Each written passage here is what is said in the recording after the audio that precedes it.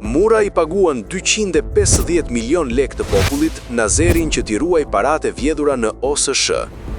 Drejtori OSSH Durrës Maringlen Mura i ka dhënë mbi 250 milion lek nga paratë e popullit Durim Nazerajt, që t'i ruaj vlerat monetare të përvetësuara në institucionin që drejton.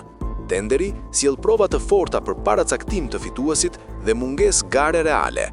Kompania Nazeri 2000 SPK, me pronar Durim Nazerajn, ka përfituar 24.598.830 lek të reja, pa TVSH, në një procedurë me flamur të kuq për mungesë konkurrence.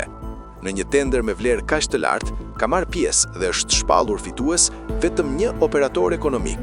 Nuk ka pasur asnjë ofertë tjetër, duke eliminuar mundësinë e kursimit parave publike përmes garës.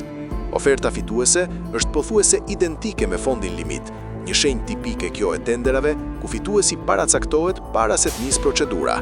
Vetëm 2 ditë pas dërgimit të dokumenteve, 12 janar-14 janar 2026, kompania e Durim Nazerajt është shpallur menjëherë fituese.